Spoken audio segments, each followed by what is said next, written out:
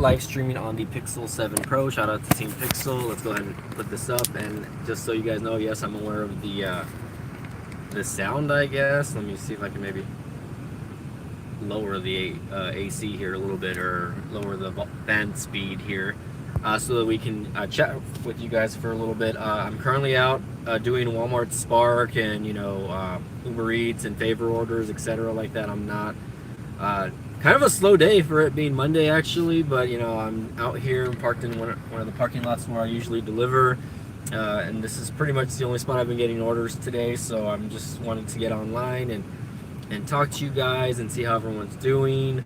I wanted to talk to you guys about the new podcast that me and Tito started, which is called the Scorpion Deathlock Podcast. It's a collab YouTube channel where him and I just talk about wrestling, so it's nothing too crazy, right? But we give our thoughts on major events, current stuff that's happening in the business right now. We don't have a specific format on like what we want to do, or how often we're gonna stream, do live streams and talk. But I just want to put it out there that we are going to be posting on the channel. So if you guys want to check that out, again, it's called the Scorpion Deathlock Podcast. And I guess I want to just get on here and talk about WrestleMania. For those of you guys who are actually watching this, it's 2 p.m. I never do live streams this early. I know he's more catered to doing live streams early on, so me not so much. But I know again that he usually does his streams a little bit early. So one of these days he'll be granted I'm not still sure how to give him access to the account, because it's actually off of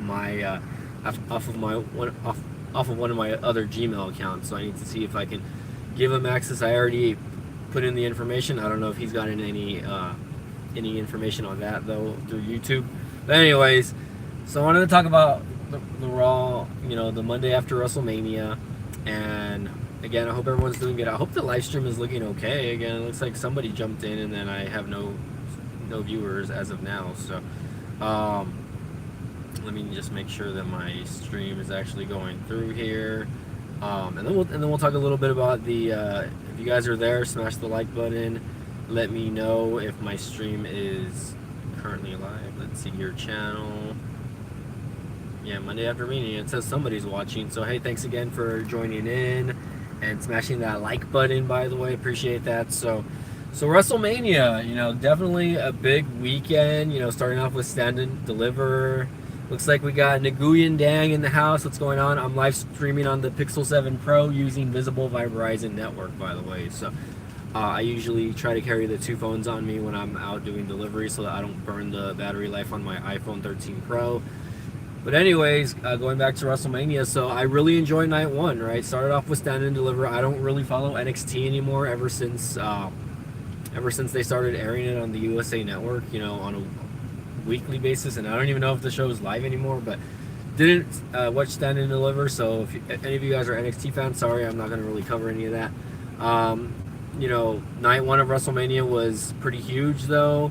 I think it was pretty pleasing to watch, most of the matches, whether it be Cena and Theory, or again the Fatal 4-Way Tag match, or again, even going down to the main event, which was the Usos and versus Sami Zayn and Kevin Owens.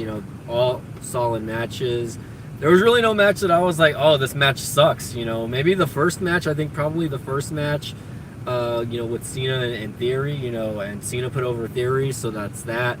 A lot of people were kind of not wanting the females to main event that night, which unfortunately they did not. They got the match got moved to the match before the main event, which they're still towards the end of the card. So I think that was good of them to move the Sami Zayn and Uso match to the main event, because the storyline for that was a lot bigger than Rhea Ripley versus Charlotte Flair, and not knocking on the female match. The female match was great. What's going on, Gene? Channel member Gene, thanks again for joining in and smashing the like button. I'm actually out here waiting for deliveries to come in, so I'm out here doing that. And what the heck? Hold on, did I turn that off? WrestleMania was great. Yeah, I loved WrestleMania. Night 1 was definitely a lot better, and it was longer than night 2. You know, I think the main event of night one took both. You know, was probably the match of the actual entire event. You know, there was some awesome banger matches, guys. Like, it's hard to explain, like, you know, which was my favorite match, right? I really enjoyed Rey Mysterio versus Dom. You know, that was amazing. The Usos again versus Sami Zayn and Kevin Owens for the title match. And I think probably the match that surprised me the most was Charlotte versus Rhea. I think that match was very hard hitting. It was very physical, and I didn't expect it to go as long as it did either. I thought the match was great. You know, probably the best female match of the entire weekend, you know, was Charlotte versus Rhea. And people really don't give Charlotte enough credit for being as good as she is. You know, I think there's a lot of hate on her when it comes to the politics, when it comes to wrestling, of being who she is, being Flair's daughter, and really constantly being in the main event all the time, you know. But there's a reason why she is in the main event all the time, because she definitely delivers matches that deserve to be in the spotlight. Now, some people might disagree with me on that, and again, I would be live streaming on the other channel right now, guys, but the other channel actually does not have capabilities of being live, so that's why I'm streaming on the B-Tech channel. Gene says WrestleMania 40 will be in Philadelphia at the Lincoln Financial Center, home of the Eagles. Yes, and I know you're on the East Coast, Gene. So maybe you can attend WrestleMania 40. That would be awesome. That's a legendary. I can't believe it's been 20 years since WrestleMania 20, guys. I just remember watching. I feel like it was not too long ago. I was watching WrestleMania 20. We got Christian in the house. How's it going, boss? Thanks again for joining in. Again, guys, I know this is a tech channel, and this is mostly catered to tech, but I am going to be talking about wrestling, and I am trying to promote my new wrestling channel, which is called the Scorpion Deathlock Podcast, all together, by the way. So if you guys want to check out that channel, me and Tito from Aloha Android, or he has a lot of YouTube names. You know, he has, I think, 2 or 3 channels dedicated to. Whoa, hello, hold on. I'm still getting notifications from Spark over here, which I'm kind of keeping an eye out on, but I'm thinking about going home in a little bit, just because I'm still running though. I'm still doing run orders, so if I do run orders while live streaming, I might do one live with you guys. Gene, you should go. Like, I had a blast at the Royal Rumble this year. Hold on, let's see. Can I straighten out here? I had a blast at the Rumble this year, and you know, again, there was about 50,000 people at the Alamo Dome, which there could have been more. It wasn't a sold out show, I can tell you that much. There was actually 1 or 2 little sections that still had seats that were available. So definitely not a sold out show. I definitely enjoyed the show itself, and wish I was a little bit closer to the ring though, because where we were sitting, it was kind of hard to see, but definitely fun. But yeah, going back to WrestleMania, night 1 was great. Night 2 started off with Omos versus Lesnar. I thought that match actually was a little bit short. It was a little physical. It was a little hard hitting. I didn't expect Lesnar to lose though, unless there was some sort of interference on Omos's side, which, you know, I really thought that, and this is what me and Tito were talking about, that you know, Omos was going to get some sort of help from Bobby Lashley, and, you know, maybe there might have been some sort of reunited venue for, you know, the Hurt Business, which we really haven't seen Cedric Alexander and the other guy, Shelton Benjamin. I'm blanking out on who, you know, was in the shows, but okay, I'm getting notifications here. Let's see what's going on. And crypto's going up, by the way. I need to really start talking about more crypto on the channel, because my other crypto tech channel actually got deleted, so I want to try to see if I can maybe talk a little more on the crypto side and see what's going on with that, kind of bring that back. But anyways, guys, you know, definitely, you know, aside from that, you know, a lot of the matches on night 2 were really kind of like, I felt like they were dragging a little bit. Like, if you watched Bianca Belair versus Asuka, you know, I really wasn't into that match. You know, the whole Shane and Miz thing, when Shane getting hurt, was kind of crazy. You know, when he was doing the leapfrog over the Miz, when Miz was, you know, going underneath him, he ended up tearing his quad, from what I heard. You know, the Hell in a Cell match with Finn Balor, I think, you know, it was a good match, But what really killed it was that Finn Balor got busted up like pretty bad. Like, you know, they actually ended up showing the scar or whatever of what he had, and it was kind of like in his hair, so you really couldn't see it during the match because he had face paint. But the fact that they ended up kind of stopping the match so that they can stop him bleeding kind of ruined it. It kind of ruined the match for a lot of people. Me personally, it was one of those things where like I know that like WWE kind of is trying to stay away from blood now. And you know, I think because it's technically still the PG era, who knows, that maybe that might change now that Endeavor, which owns UFC, if that's kind of a big news thing also, WWE got bought out by Endeavor, which is the group that is owning the UFC, and apparently it was a $9 billion acquisition, and the fact is, that company will own 51% majority stakehold of WWE, while 49% of it goes to Vince McMahon, who still owns 49% of the company, which is pretty crazy, you know. So there is some there, and the fact that he is going to still be chairman of the board of the company, you know, with Nick Khan still being the respective president of WWE. We all know that Stephanie McMahon left. She was also president at one point and vice chairwoman of it. Let's see. Gene says, I was watching on YouTube a Rey Mysterio match when Dominic was 5 and Eddie was alive, and who gets custody of Dominic. Yes, that's very old school, man. That was going on when Eddie was still alive before he passed away. That was one of the main not title feuds. That was one of the most memorable feuds that, you know, I remember from Eddie and Rey Mysterio. Things got personal with Eddie. Eddie was an amazing heel. Like, the guy could cut promos like there was no tomorrow, and I definitely really wish that he was here with us longer than he was. They're offering me a $6.50 order from Walmart Spark, and it's for 1 mile, but they're only offering $6, and I'm not even close to the store. It's near my house, but I'm not going back that way for now. Here we go. Looks like I did get another delivery order offer from the grocery store that I usually deliver from, so I'm gonna go ahead and accept it, and I probably will be going home after this. So let's go ahead and move my car, because we're gonna do this delivery live with you guys. So make sure I back up here. There's no cars. You know, I don't want to get into an accident or anything, and I probably will move the camera the other way, guys, just so that you guys can see. But I'm probably gonna pretend like I'm FaceTiming over here, like I'm gonna put like an earpiece in my thing over here. So we'll see how that goes.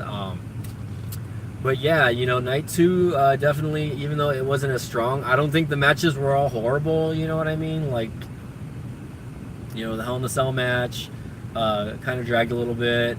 The Bianca Belair match, you know, and the main event. I think the main event was probably what took the show, of course, right? And I'm not knocking on night 1. Okay, there's a bunch of freaking carts parked over here, so I can't park over here. Well, let's see. Hold on, I'm gonna park. Let's go ahead and say arrived at the store. And just so you guys know, so y'all can see, I am parked over here. This is where I'm picking up from. Cody deserved to win that title from Roman Reigns. A lot of people are gonna say that, but a lot of people are also gonna say that there was no struggling for Cody as far as him trying to get that title. And let's see, which slot am I parked in? 212. And here, let's get this back on me for now. That there was no struggling for him being on the title. Let's see, I'm picking up for Richard. Okay, Richard S. So that there was no struggling. So, you know, the fact is, it was a great match, and I think going into it the last couple of weeks, I think the promos were pretty strong. I think Cody was cutting probably the best promos that we've ever seen from him, you know, going from his AEW days up until now. And this is what I was telling my friend the other night, was Cody is definitely going to win the championship. Like, there's no doubt about that. They are going to put the strap on him. Unfortunately, you know, he didn't win it at WrestleMania. My thoughts are on that is that Roman Reigns is going to retain until SummerSlam because that's where he won the title originally from. That's where his journey started from this, this big almost 1,000-day reign of him being champion. So we'll definitely see what's to come over the next couple months. I don't think the title's going to be defended at the next pay-per-view or premium live event, which will be Backlash. But we'll definitely see. Hello, they're gonna. I'm hoping none of those are my orders because that is a big order, by the way. Let's see. But anyways, yeah, it's definitely going to be one for the books to see what's going to happen over the next couple months. Will we see the demise of the bloodline? Will we see more cracks now that the Usos have lost the championship, right?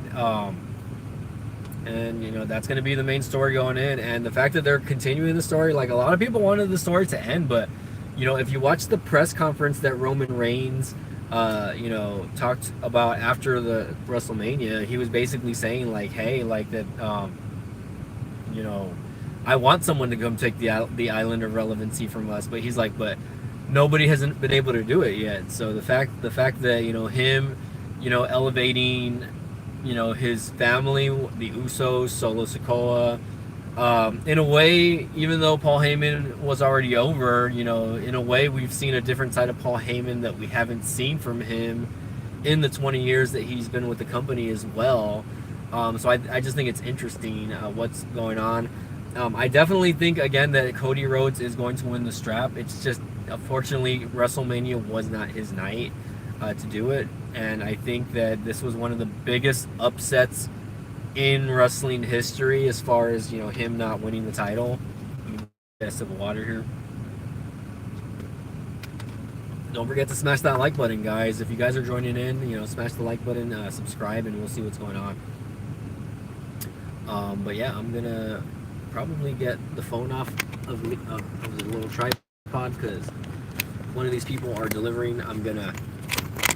I don't want them to think that I'm filming them, so I'm actually going to put the camera down here, guys. So again, Gene, if you're here, chit chat with me, boss. Thanks again for being a channel member. You've been a channel member for what, over a year already, man? So thanks again for holding it down that long. And again, guys, just to kind of talk to you again, the Scorpion Deathlock podcast is a thing now. Again, my goal for that is to probably hit 100 subs, and then we'll see what happens from there. Like I would love for me and Tito to be successful on that podcast, right? And then of course, just have fun with it, of course, but of course be able to monetize it and split the earnings. I would love to monetize the channel and split it, and of course maybe post the content on Facebook also, right? He created a Facebook group, Gene. I don't know if you saw that or not. But if you want, go ahead and follow that group also. Again, it's Scorpion Deathlock Podcast, where we can go post in there and talk about things and talk about wrestling and whatnot, and share our thoughts and opinions on what's happening in the business right now. And let's just have fun with it. But anyways, guys, I'm gonna get off before they they deliver or they load up the truck here. So again, guys, Mike from B-Tech Reviews, aka Mike the Biz from the Scorpion Deathlock Podcast. Thanks again for watching. Subscribe, and we'll see you guys next time, okay?